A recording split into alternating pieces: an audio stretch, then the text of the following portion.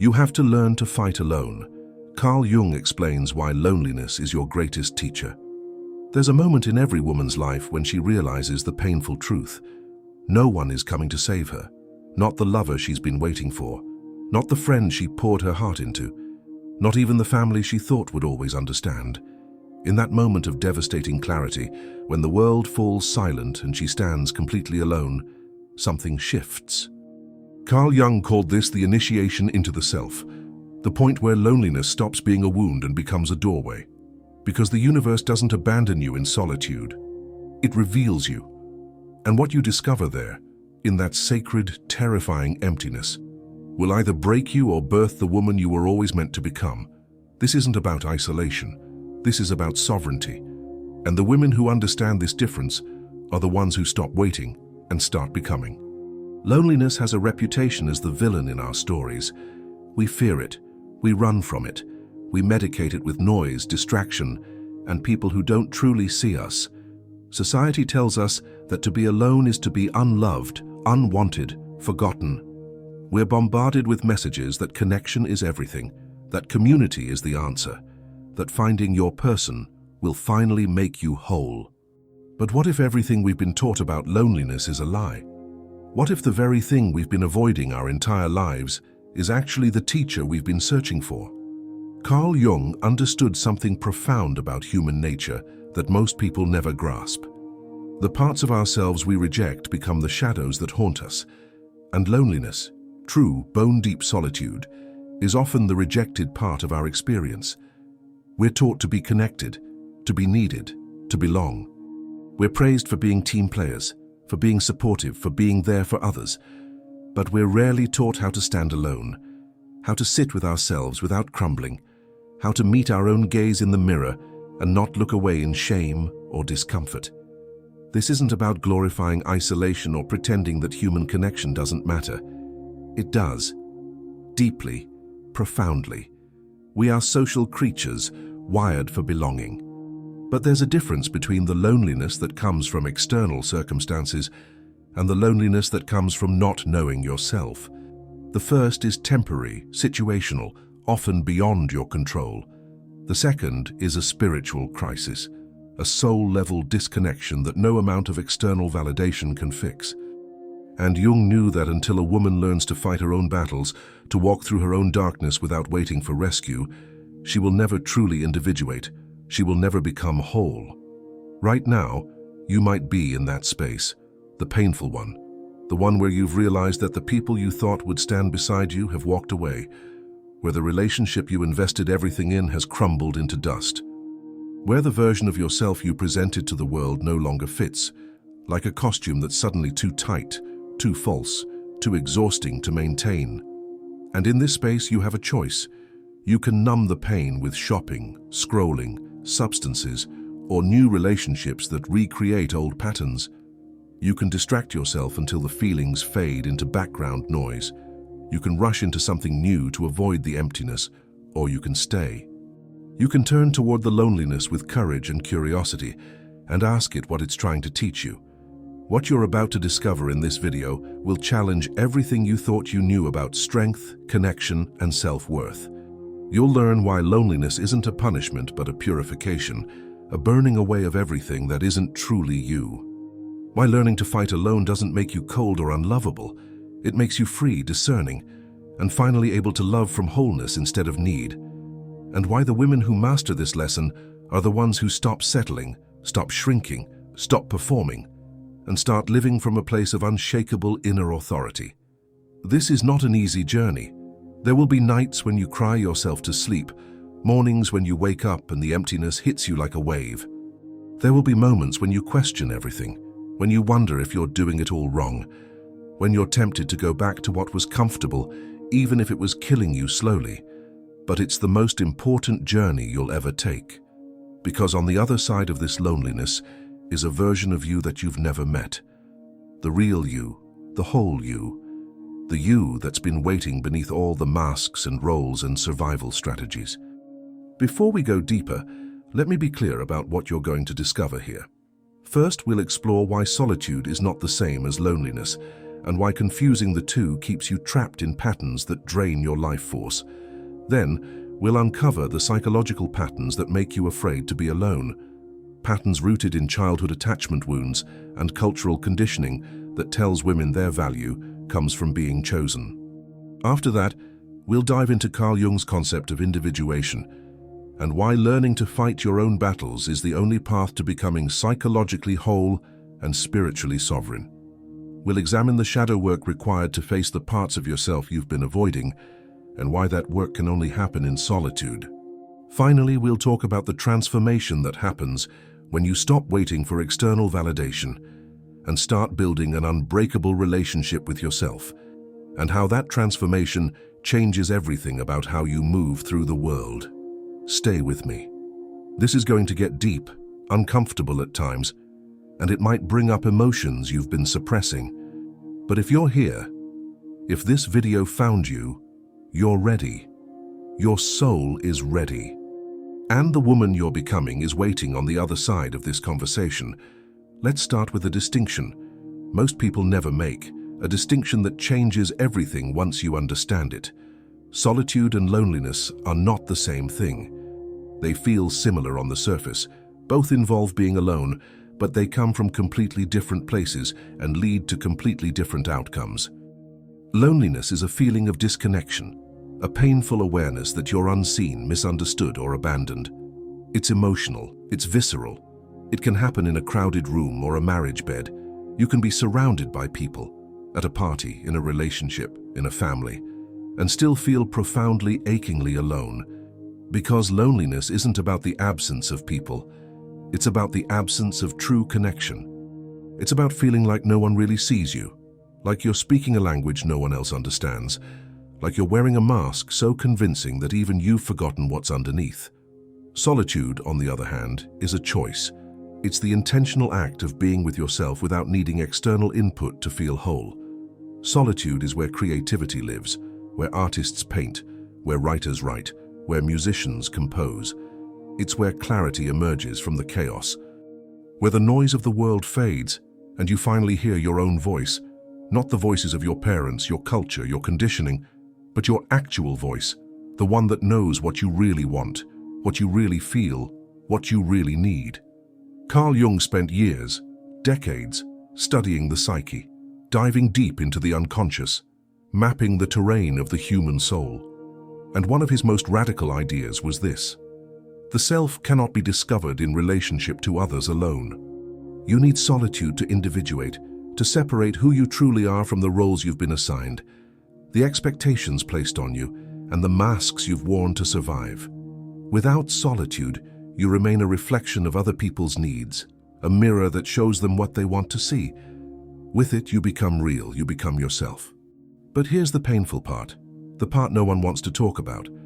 Most women are terrified of solitude because they've been conditioned to believe their value comes from being needed, from being chosen, from being loved by someone else. From the moment we're little girls, we're taught that our worth is relational. We're someone's daughter, someone's girlfriend, someone's wife, someone's mother. We're praised for being helpful, nurturing, accommodating. We learn that taking up space is selfish, that having needs is burdensome, that asking for what we want makes us difficult. So when we find ourselves alone, truly alone, without a relationship to define us, without someone else's needs to prioritize, we panic. We spiral into self-doubt and shame. We wonder what's wrong with us, why we couldn't make it work, why we're not enough. And instead of sitting with the discomfort and asking what it's revealing about the patterns we've been living, we run. We text the ex who hurt us. We scroll social media for hours, comparing our behind the scenes to everyone else's highlight reel. We fill every moment with noise, podcasts, TV shows, music, anything to avoid the silence. This is where the shadow comes in. In Jungian psychology, the shadow represents the parts of ourselves we've disowned, rejected, buried in the basement of our psyche because we were told they weren't acceptable. The anger we weren't allowed to express. The neediness we learned to hide. The fear we pretended didn't exist. The selfishness we were shamed for. And one of the biggest shadows for women is the fear of being alone. Because we've been taught that independence is threatening, that self-sufficiency is unattractive, that needing no one makes us unlovable and unfeminine. But the truth, the liberating, life-changing truth, is the opposite. The women who learn to embrace solitude, who learn to fight their own battles without waiting for a savior, become magnetic. Not because they're trying to prove anything or perform strength, but because they're no longer performing at all. They're present, they're whole, they're real. And that wholeness, that realness, is what true connection requires. You cannot truly connect with another person from a place of desperation and need. You can only create codependency, enmeshment, relationships built on fear rather than love. Think about the relationships in your life right now.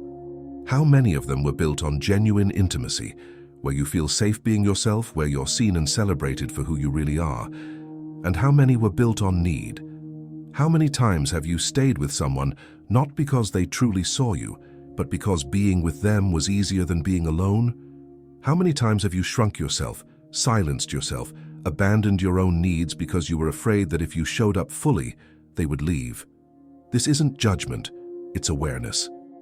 And awareness is the first step toward freedom, toward breaking the patterns that keep you trapped in relationships that diminish you. Jung believed that the journey to the self is inherently lonely, not because you have to isolate yourself from everyone forever, cut ties and live in a cave, but because no one can do the inner work for you.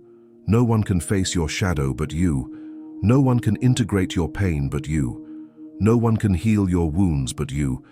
No one can become you but you. A therapist can guide you. A friend can support you. A book can inspire you. But the actual work, the sitting with the discomfort, the facing the truth, the choosing differently, only you can do that. And this is where the real fight begins. Not the fight against external enemies, not the drama with other people, but the fight against your own patterns. The fight against the inner voice that says you're not enough, that whispers you're too much, that tells you to play small and stay safe. The fight against the compulsion to seek validation outside yourself, to check your worth against other people's reactions. The fight to stay present when everything in you wants to dissociate, numb out, run away. This fight is lonely because no one else can see it. There's no applause, no recognition, no social media post that captures it. It's just you and your soul in the dark, wrestling with everything you've been avoiding. But it's also the most sacred fight you'll ever engage in, because it's the fight for your life. Not your biological life, but your soul's life, your authentic life, the life you came here to live. Let's go deeper into the psychology of why we fear being alone, because understanding the roots of this fear is essential to transforming it. The answer isn't simple, and it's not just about wanting connection or being social creatures. It's about survival patterns encoded in childhood and reinforced by culture, patterns that run so deep most people never question them. From the moment you were born, you learned that your survival depended on being loved, on being wanted, on being attended to. A baby who is ignored doesn't thrive. They fail to develop properly, both physically and emotionally. A child who is abandoned doesn't feel safe. Their nervous system goes into permanent threat mode. So your brain, your body, your entire system wired itself around one core belief. I must be chosen to be safe. I must be needed to be valuable. I must be connected to survive. This isn't wrong. It's biological truth for an infant. The problem is that this childhood programming doesn't update automatically when you become an adult. Unless you consciously rewire it through therapy, self-reflection, shadow work, you carry that survival fear into every relationship, every friendship, every moment of solitude. You interpret being alone as being abandoned. You interpret solitude as evidence that you're fundamentally unworthy, unlovable, defective in some way that makes people leave. Carl Jung called this the personal unconscious, the layer of the psyche where your individual experiences, traumas and conditioning live, where your mother's voice still criticizes you, where your father's absence still echoes, where every rejection you've ever experienced is stored like files in a cabinet. And beneath that is the collective unconscious, the deeper layer where universal human patterns reside, the archetypes that show up across cultures and throughout history. One of those archetypes is the orphan, the part of us that feels fundamentally alone in the world, cut off from the divine, from meaning, from belonging, wandering through life searching for home. Every woman carries this archetype to some degree.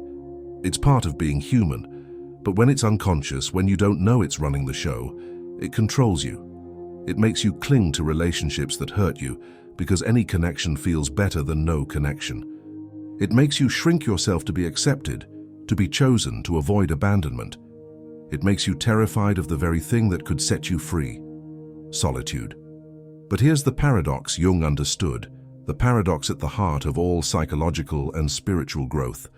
The orphan wound can only be healed by facing it, not by finding someone to fill the void, not by staying so busy you never feel it, but by descending into the void and discovering that you are not empty, you are full. Full of strength you didn't know you had, full of wisdom that only emerges in silence, full of a self that has been waiting patiently for you to come home, to stop searching outside and start listening inside. Let me give you a concrete example, a story that might mirror your own experience. Think of a woman who stays in a toxic relationship, a relationship where she's criticized, controlled, where her needs are ignored, where she feels more alone with her partner than she would by herself. On the surface, it looks like love, like commitment, like she's trying to make it work. But underneath, it's fear. Fear of the silence that would come if she left. Fear of facing herself without the distraction of his drama. Fear of what she might discover if she stopped performing and started listening to her own heart. Now imagine that same woman finally gathering the courage to leave. The first weeks are agony. The bed feels too big, too empty, too quiet. The nights feel endless. Every moment screams at her to go back, to text him, to apologize, to try harder, to be better. Her nervous system is in withdrawal, craving the familiar patterns even though they were destroying her. But if she stays in the discomfort, if she doesn't run back, doesn't immediately jump into something new, something miraculous starts to happen. She starts to remember who she was before she learned to disappear, before she learned that her feelings were too much, her needs too inconvenient. She starts to feel her own feelings without needing someone else to validate them, without needing permission to be angry or sad or scared. She starts to trust herself again, her intuition, her judgment, her ability to handle whatever comes. And slowly, over weeks and months, she realizes that the loneliness wasn't the enemy, the self-abandonment was. This is individuation. This is the process Jung described as becoming psychologically whole, integrating all the parts of yourself you split off to survive. And it requires loneliness. Not as a permanent state, Jung wasn't advocating for permanent isolation, but as a passage, a sacred and necessary passage where you shed the false self, the adaptive self, the self you created to be loved, and step into the true self, the one you were born to be. But culture doesn't prepare women for this passage. We're sold the fairy tale from childhood. Find the right person and you'll be complete. Build the perfect life and you'll be happy. Get married, have children, and you'll be fulfilled. But Jung knew better. He knew from years of working with patients, from his own psychological crisis, that wholeness doesn't come from outside. It doesn't come from achieving the right milestones or finding the right person. It comes from integrating the shadow, facing the unconscious, doing the terrifying work of becoming conscious, and learning to stand alone without collapsing into fear. And here's what no one tells you, what you have to discover for yourself. The people who can't handle your solitude, who feel threatened by your independence, who need you to be small and uncertain and dependent, they were never meant to stay. The ones who panic when you stop seeking their approval, who punish you for having boundaries, who make you feel guilty for choosing yourself, they were never your people. They were mirrors reflecting your own fear back to you, showing you where you still needed to heal. When you learn to fight alone, when you develop the capacity to sit with yourself without needing constant external validation, everything changes. You stop attracting people who need you to be weak so they can feel strong. You start attracting people who see your strength and respect it, who are inspired by it rather than threatened. You stop settling for crumbs of affection because you're no longer starving for attention. You've learned to feed yourself emotionally, spiritually, psychologically. This doesn't mean you become cold or closed off or independent to the point of refusing connection. It means you become discerning. You develop standards. You stop giving your precious energy to people and situations that drain you, that don't reciprocate, that don't value what you bring. You stop waiting for permission to live your life the way you want to live it. You stop outsourcing your sense of worth to romantic partners, to social media likes, to your family's approval. And this, according to Jung, is where real transformation happens. Not in the relationship, though relationships can support your growth. Not in the achievement, though accomplishments can reflect your evolution. Not in the external validation, though appreciation is nice. The transformation happens in the solitude, in the fight, in the dark night of the soul when you realize that the only person who can save you is you, and you decide to do it anyway. So what does it actually look like to learn to fight alone? What does transformation feel like on the other side of this loneliness? How do you know when you've crossed the threshold from fear-based solitude to empowered sovereignty? First, it feels like coming home to yourself after years of being lost, like finally exhaling after holding your breath underwater for so long you forgot what it felt like to breathe normally. There's a lightness that comes from no longer needing to perform, to explain yourself, to justify your existence to anyone. You stop checking your phone every 5 minutes for validation, for proof that you matter. You stop replaying conversations in your head, analyzing every word for hidden meanings. You stop shrinking to make others comfortable. Stop apologizing for taking up space. Stop dimming your light so others don't feel threatened. Second, you develop what Jung called the transcendent function, the psychological capacity to hold tension between opposites without collapsing into one extreme or the other. You can be alone and not lonely. You can be strong and still soft, vulnerable when it's safe, protected when it's necessary. You can love deeply without losing yourself in the other person. You can commit without abandoning your own needs and dreams. This isn't balance in the superficial Instagram sense. It's integration, it's wholeness. It's the ability to contain paradox and complexity without fragmenting. Third, you start to see loneliness not as an enemy to avoid, but as a guide to follow. Every time you feel that familiar ache of isolation rising in your chest, instead of immediately running from it or medicating it, you pause. You get curious. You ask, what is this trying to show me? What part of me am I abandoning right now? What pattern am I repeating? What wound is being activated? And in that inquiry, in that willingness to turn toward the pain instead of away from it, healing happens. Not the quick fix, not the band-aid, but the deep cellular healing that actually transforms your nervous system. Let me be absolutely clear about something. This doesn't mean you'll never feel lonely again. You will. Loneliness is part of being human, part of being conscious, part of living in a world where true understanding is rare and deep connection is precious. But the loneliness won't control you anymore. It won't send you spiraling into panic, into self-abandonment, into relationships that hurt you just to avoid being alone. It won't make you settle for less than you deserve, for people who can't meet you where you are, for love that requires you to betray yourself. Because you've learned through direct experience that loneliness is temporary, a weather pattern that passes, but self-abandonment, choosing someone else over yourself, silencing your truth to keep the peace, that's devastating. That's the real death. Jung believed that individuation is a lifelong process, not a destination you arrive at and then coast. You don't complete it at 30 or 40 or 50 and graduate to some permanent state of enlightenment. You keep peeling back layers, keep discovering new depths, keep meeting parts of yourself you didn't know existed. You keep integrating shadow material, the rage you've been suppressing, the grief you've been avoiding, the shame you've been carrying. And every time you do, every time you face another layer and integrate it instead of rejecting it, you become more whole, more real, more authentically you. And here's the beautiful part, the part that makes all the pain worth it. When you stop needing people to complete you, when you stop looking for someone to fill the void, your relationships transform completely. You stop attracting narcissists who feed on your need for validation. You stop attracting energy vampires who drain you dry and give nothing back.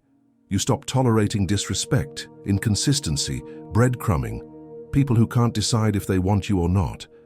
You start connecting with people who see you, really see you, all of you, including the messy parts, and love you not in spite of your wholeness, but because of it, because your wholeness calls to theirs. You also start to trust your intuition in a way you never could before. Because when you're constantly seeking external validation, when you're always looking outside yourself for answers, you can't hear your own inner voice. It gets drowned out by everyone else's opinions, expectations, advice. But when you learn to sit in solitude, when you create space for silence, that inner voice gets louder, clearer, more trustworthy. It guides you toward people and opportunities that align with your truth. It protects you from situations that would compromise your integrity. It becomes your compass, your North Star, the thing you can always come back to when the world gets confusing. This is what Jung meant when he said, "The privilege of a lifetime is to become who you truly are. Not who your parents wanted you to be so they could feel successful. Not who society expects so you can fit in neatly. Not who your partner needs so they can feel comfortable. You. The messy, contradictory, powerful, tender, fierce, vulnerable, evolving woman you were always meant to be before the world taught you to be someone else. And to get there, you have to learn to fight alone. You have to face the darkness without a hand to hold, without someone telling you it's going to be okay. You have to sit with your pain without numbing it with wine or shopping or Netflix binges. You have to choose yourself even when it feels like the hardest, most unnatural thing in the world, when every fiber of your being is screaming to run back to what's familiar. But on the other side, freedom. Not the superficial freedom of doing whatever you want, but the deep freedom of knowing who you are and living from that truth. Clarity about what you want, what you need, what you will and won't accept.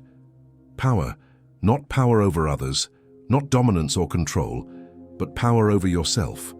The power to choose, the power to leave situations that don't serve you, the power to stay in situations because you genuinely want to, not because you're afraid to go, the power to love without losing yourself, the power to be alone without feeling abandoned by the universe. This is the gift loneliness offers when you finally stop running from it. This is the teacher waiting patiently in the silence. And once you meet her, once you truly meet yourself in that quiet, sacred space, everything changes. Your relationships change, your work changes, your sense of purpose changes, because you're no longer operating from fear and lack, you're operating from wholeness and abundance, and that changes everything. Now, I want you to pause for a moment. If you're watching this, you're probably not in a place where you can close your eyes and meditate, but I want you to soften your attention and ask yourself these questions. Don't rush through them. Don't intellectualize them. Sit with them. Feel them in your body. When was the last time you chose solitude instead of distraction? When was the last time you sat with your own thoughts without reaching for your phone, turning on the TV, calling a friend, or finding any way to avoid being alone with yourself? What are you afraid will happen if you're truly alone? What do you think you'll discover about yourself in that silence? What feelings are you avoiding? What truths are you running from? And is that fear keeping you trapped in relationships, patterns, or situations that no longer serve your highest good? Who taught you that being alone means being unloved? Was it a parent who couldn't handle their own solitude and made you responsible for their emotional needs? Was it a culture that equates a woman's worth with being chosen by a man? Was it a past relationship where someone made you feel like you were nothing without them? And finally, the most important question: what would your life look like if you stopped waiting for someone to save you? What would you do if you knew with absolute certainty that no one is coming? Who would you become? What dreams would you finally pursue? What boundaries would you set? What would you stop tolerating? These aren't easy questions. They're designed to make you uncomfortable, to crack open the defenses, to reveal what's hiding underneath all the busyness and distraction. But they're necessary. Because awareness, real embodied awareness, is the first step toward liberation, toward breaking free from the patterns that keep you small. Here's the truth that might sting, the truth that might make you angry or defensive, but you need to hear it because your soul is begging you to hear it. No one is coming. The person you've been waiting for, The one who will understand you completely, see you fully, heal all your wounds, make everything make sense, make you feel safe and whole and enough. They don't exist. Not because you're unworthy of love, not because there's something wrong with you, but because that's not how it works. That's not how healing works. That's not how wholeness works. You are the one you've been waiting for. You are the hero of your own story, not the damsel in distress waiting to be rescued. And until you stop outsourcing your salvation to someone else, to a romantic partner, to a therapist, to a guru, to anyone outside yourself, you will keep repeating the same painful patterns, attracting the same unavailable people, wondering why nothing ever changes. Carl Jung said it plainly, without sugarcoating, "I am not what happened to me. I am what I choose to become." And becoming, true transformation, requires you to fight against the conditioning that says you're not enough exactly as you are, to fight against the fear that whispers you're too much, too intense, too emotional, too needy, to fight for your right to take up space, to have boundaries, to say no, to choose yourself even when it disappoints others. This is the initiation that no one talks about. This is the threshold every woman must cross if she wants to live authentically, instead of performing a life that looks good from the outside but feels hollow inside. And it's lonely. It's supposed to be lonely. Because you can't become whole by borrowing someone else's light, by hiding in someone else's shadow, by defining yourself through someone else's eyes. You have to find your own light. You have to stand in your own power. You have to see yourself clearly, lovingly, completely. And that requires solitude. Sacred, uncomfortable, transformative solitude. If this message resonated with you, if something inside you shifted while listening, if you felt seen or understood or challenged in a way that matters, I want you to do something. Type one word in the comments: whole.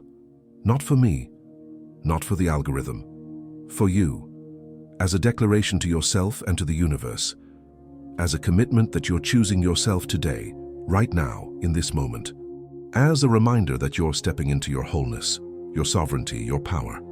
Type whole and let it be a stake in the ground, a line in the sand, a beginning. If you feel like this video awakened something in you, something that's been asleep for too long, buried under years of conditioning and people-pleasing and trying to be what everyone else needed, I've created something specifically for women walking this path of individuation and self-discovery. It's a guide filled with deep reflections, practical exercises rooted in Jungian psychology, and the kind of wisdom that only comes from doing the work yourself. It's designed to support your journey home to yourself, to help you navigate the loneliness and come out the other side transformed. You'll find the link in the description below. It might be exactly what you need right now, the companion for this journey you're on. The journey to yourself is not a straight line. It's not Instagram worthy. It's messy and painful and full of moments where you'll want to give up, go back, settle for the familiar, even if it's slowly killing you. There will be nights when you cry so hard you can't breathe, mornings when you wake up and the loneliness hits you like a physical weight. There will be moments when you question everything, your choices, your worth, your path, and wonder if it would have been easier to just stay asleep. But every time you choose to stay, every time you choose to sit with the loneliness instead of running from it, every time you choose yourself over comfort or familiarity or someone else's approval, you're reclaiming a piece of your soul. You're gathering the fragments you left behind in relationships that didn't honor you, in jobs that drained you, in versions of yourself you outgrew but kept wearing because you didn't know how to let them go. Carl Jung once said, "The meeting of two personalities is like the contact of two chemical substances. If there is any reaction, both are transformed." But before you can truly meet another, before you can have the kind of relationship that transforms you for the better, you must meet yourself, fully, honestly, without the masks and defenses and pretty lies. And that meeting, that sacred, terrifying encounter with your own soul, happens in solitude. So if you're in that lonely place right now, if you're in the wilderness wondering if you'll ever find your way out, know this: you're not being punished. You're being prepared. Prepared for a life where you no longer abandon yourself for anyone, where you no longer shrink to make others comfortable, where you finally, fully, unapologetically become who you were always meant to be, the woman who knows her worth, the woman who trusts herself, the woman who can stand alone and know she's not lonely. She's sovereign. Thank you for being here. Thank you for having the courage to watch this, to sit with these uncomfortable truths, to choose yourself. I'll see you in the next video, where we'll continue this journey together, going even deeper into the wisdom Carl Jung left us. You are not alone in learning to stand alone. We're all walking this path together, each of us fighting our own battles, each of us becoming whole.